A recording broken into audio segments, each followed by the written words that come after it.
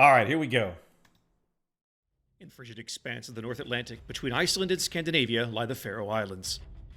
Beautiful and isolated, these windswept shores will shortly be the setting of a desperate struggle between opposing navies. This is Shards. Shards is a 42 by 42 kilometer domination-style map with 3 cap points running in a line from southwest to northeast. The A cap is in the bottom left, B is in the center, and C is in the top right. Changes made to Shards in Update 0.8.1 have made it a very unpopular map in some regions, and many teams remain uncomfortable playing on it. In the lower left and upper right corners of the map, the A and C caps pose quandaries for both teams. Half of each cap circle is wide open, while the other half is constricted by islands that form a narrow set of channels. How they choose to handle these corner caps forms the backbone of a team's strategy for dealing with Shards. Some teams will opt to try and capture from the side most open to them, forcing the enemy to attack through the channels. Others will opt to push through the channels quickly and bag the cap themselves, then use the open side of the cap for defense. At the center of all this chaos lies Cap B with its own maddening configuration. Islands punctuate the circular cap like a set of lawnmower blades, centered around another low-topped island smack in the middle of the cap. The island cover seems likely to encourage a lot of camping cruisers and hide-and-seek destroyers. Previous events in clan battle seasons have shown us that while teams spawn in the northwest and southeast, play will typically revolve around an axis that runs from the C cap in the northeast corner down to the A cap in the southwest, while both teams vie for control of Capture Area B. 18 ships, 2 teams, 1 victor. It's time to play Shards.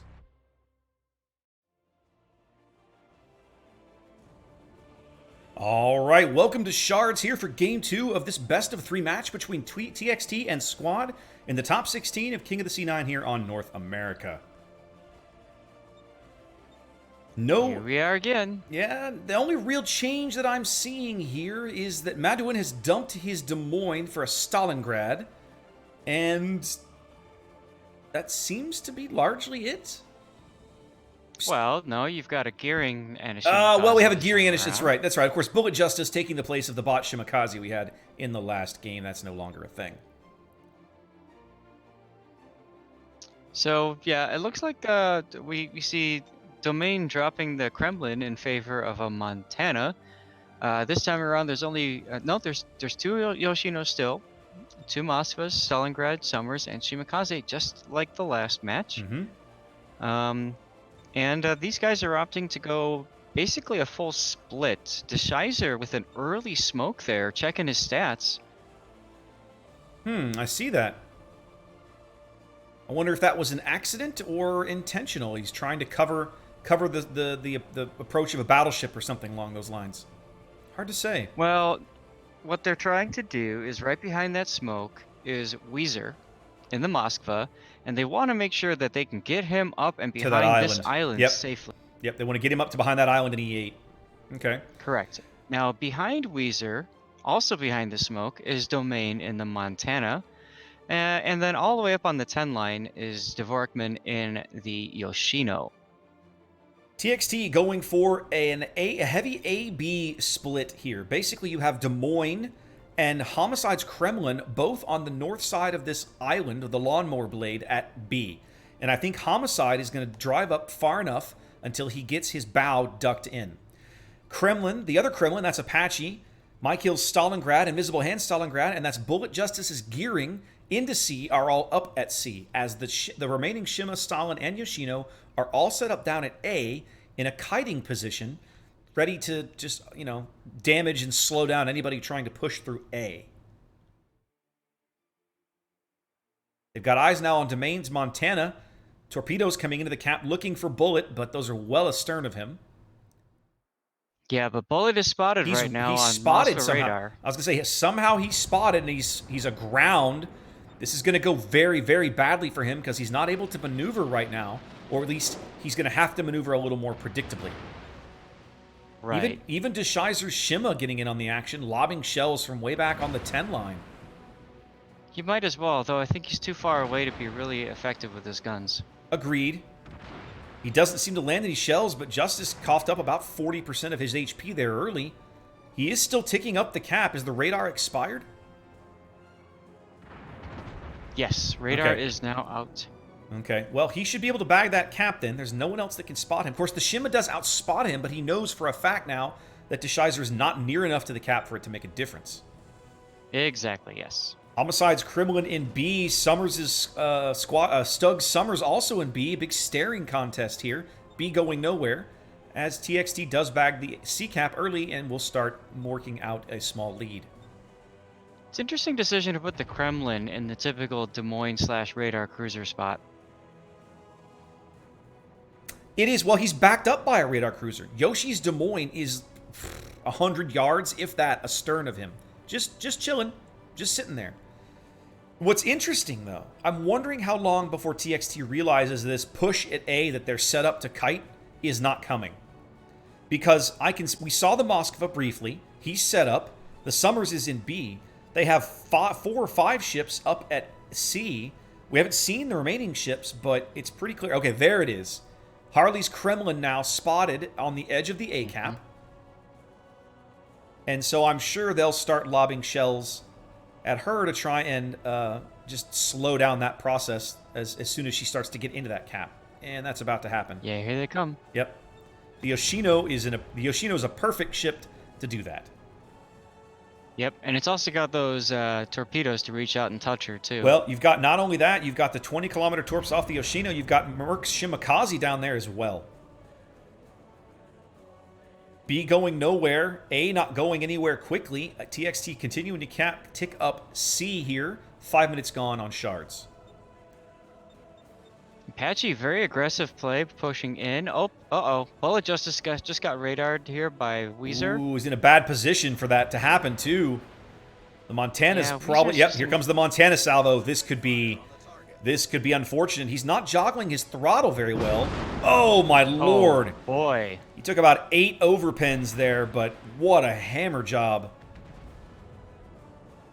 I was really expecting him. Out. He should be momentarily. I'm sure these Moskva shells are going to put him on the brink. Yep, follow-up fire coming in from the Yoshino. Only 1 shell's all it's going to take. He's about to run aground. Have they lost him?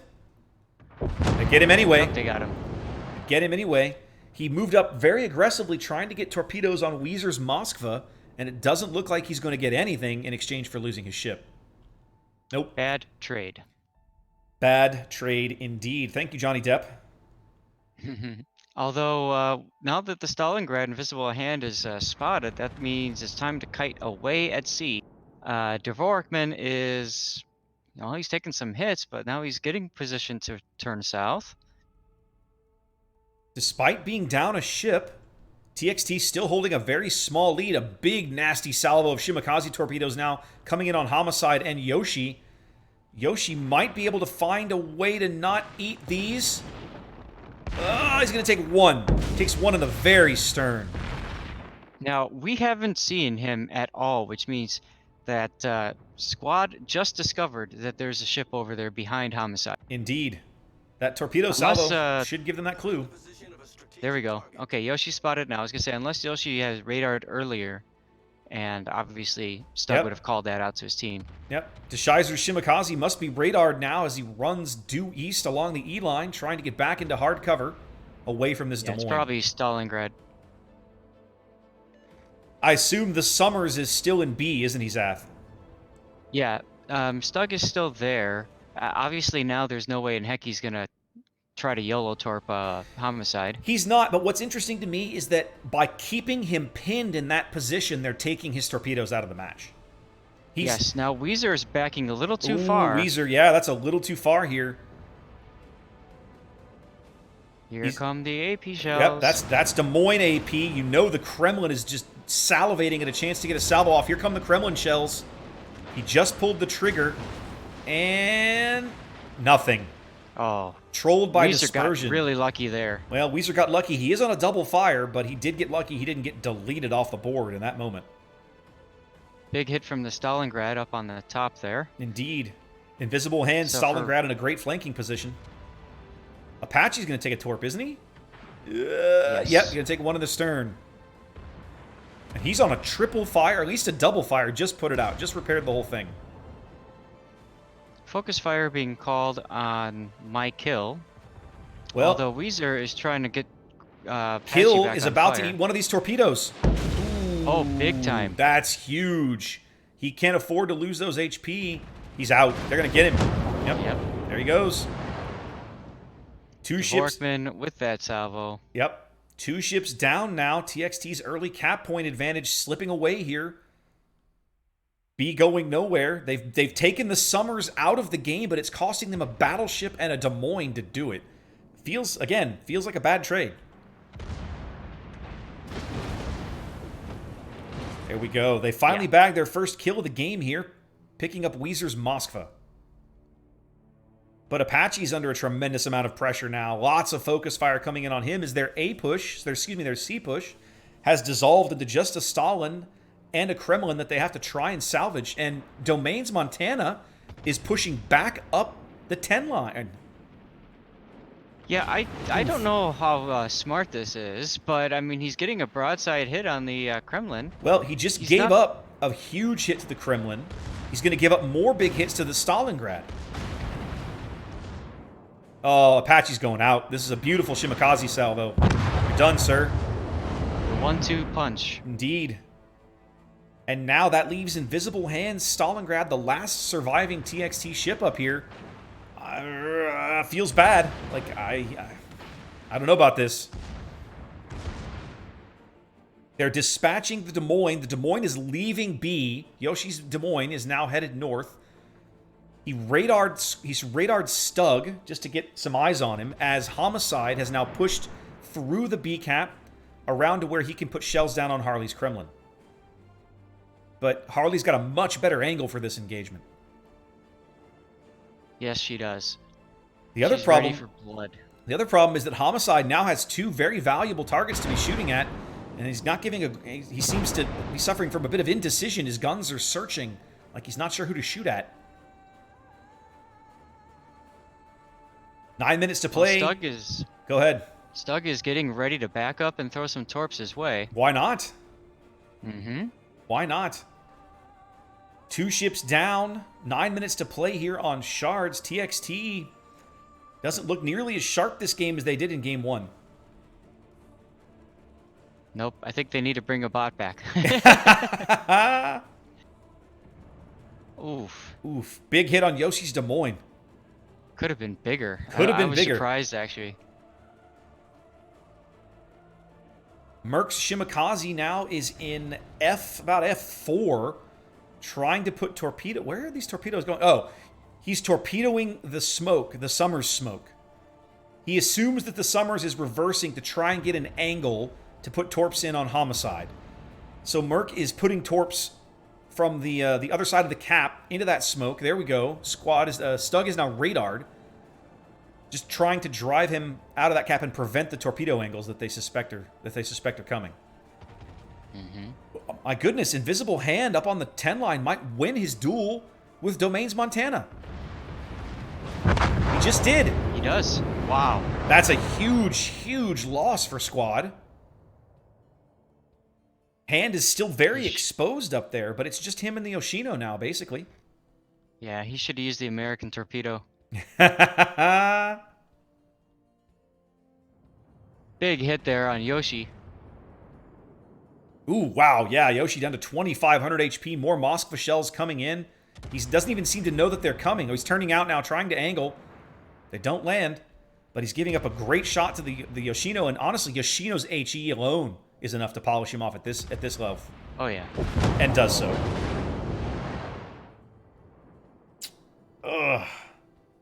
Once again, Invisible Hand, Stalingrad, the only thing really still alive for TXT on that portion of the board. The 2-ship lead retained for Squad here as they finally bag the B cap. So that rack of torps going through the smoke almost took out both the Shizer and Stug. But it didn't. They were just on either side of that rack. But wow. it didn't. It did not. So now it's on Invisible Hand to see if he can deliver once again and win a duel with the Yoshino.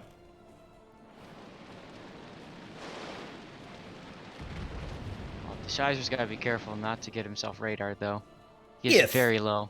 And this is a huge if Invisible Hand can kill Dvorak Man's Yoshino, man, that would be a huge loss for Squad. Mm-hmm.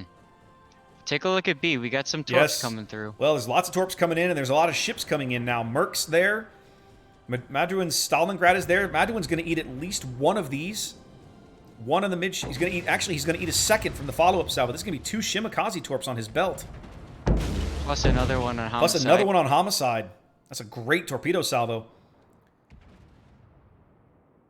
Homicide has to be running out of heals at this point. He's been on that. He's been in that position long enough. He's got to be getting low. I like the Sizer's decision to get behind an island here because I'm pretty sure that Stalingrad is going to radar. Oh, Stug coming in with a torpedo salvo as well. They're going to cross-torp these two guys in the lawnmower. The Kremlin and the Stalin. Now, where is Stug's torpedo salvo coming from? He's coming from E7. Okay, it was just spotted. Merck's Shimakaze is in that vicinity, and those torps were just spotted crossing astern of him. So Homicide is picking up. There's one rack of Shima torps in front of him. Homicide is clear. Maduin is clear of the Shima. He's trying to find a way to dodge the Summers torps, but it's going to be tough. Yeah, I don't think that's going to happen. He'll take at least one. He's going to take at least two, I think. No, one. Yes, just the one. Goodness gracious. I got to tell you. Now he's broadside. There it is. There it was. Yep. The Stalin and Yoshino that went all the way around behind the ACAP are finally relevant now as squad's lead moves out to over 100 points here with 5 minutes to play. Homicide's going out next, Sath. He's stupidly low and he's on fire.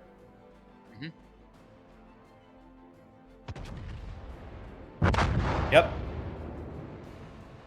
Looks to be all over but the crying here for TXT. They're down 4 ships and 200 plus points here on Shards. They don't have the board position, the health, or the ships to really recover. No, an Invisible Hand is losing this trade heavily to the Yoshino. He is. He's played a great game. I'm impressed that he was able to outduel the Montana. I'm sorry we didn't see more of it, but Dvorak Man is eventually going to get him off the board.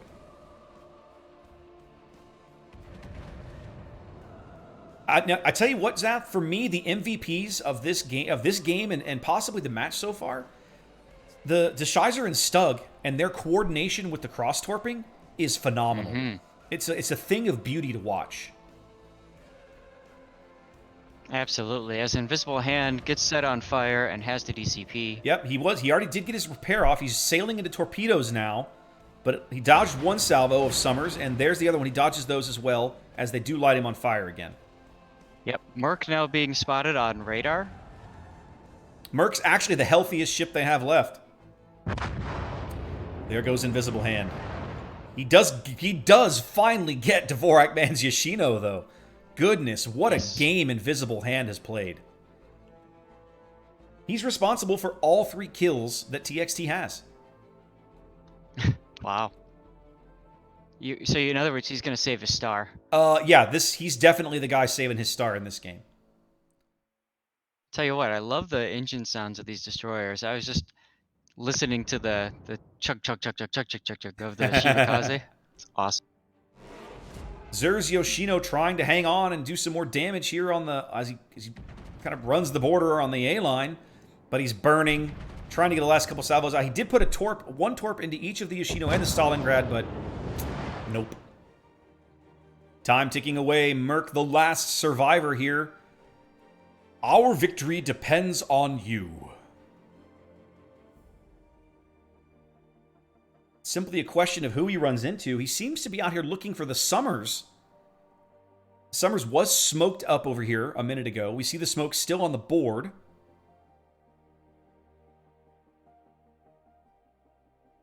But Squad is absolutely going to win this game.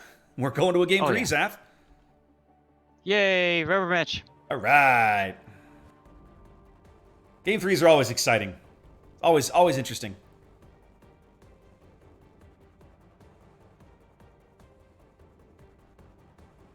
$90 seconds on the timer. 60 seconds on the, 60 seconds on the timer, 90 seconds on the game timer, but Squad will tick up points before then, assuming nobody kills Merc's Shimakaze as he just kind of plods around over here on the 9 line. He seems to be looking for the Summers. He's about to drive into the smoke cloud.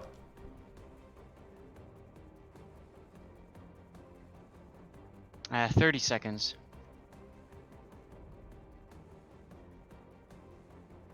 Smoke expiring as he charges south down the 9 line, looking for something to shoot at. But nothing presents itself.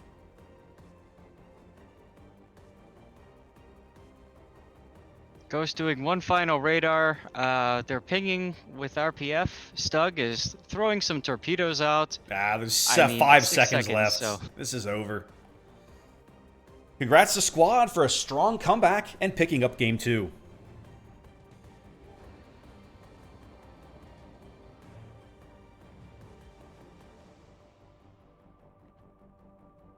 Well, Zath, we said we wanted a good match. I'd say we picked a good match.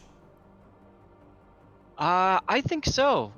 Quite a lot of drama here. I mean, we have TXT winning with a bot, and then Squad just coming back, and I don't know if they were listening to our stream and saying, yeah, you know, this is what Zath and Raptor said, but it felt like they made a lot of those changes that we had just talked about. Yeah, they felt and looked a lot better this game than they did in Game 1. So yeah, I was glad to see it. And the force that TXT also left behind to kind of slow down the guys that might push through A didn't really seem to do a whole lot. I mean, it didn't seem to slow them down. I mean, those I'm being a little disingenuous. The cruisers, the Stalingrad and the Yoshino that pushed away around the A cap weren't really relevant until the late game. I will say that. But it felt like they kept pushing at C when they had a cap advantage, an early point advantage, and they didn't need to. Right? Does that make sense? Oh, absolutely. Yeah.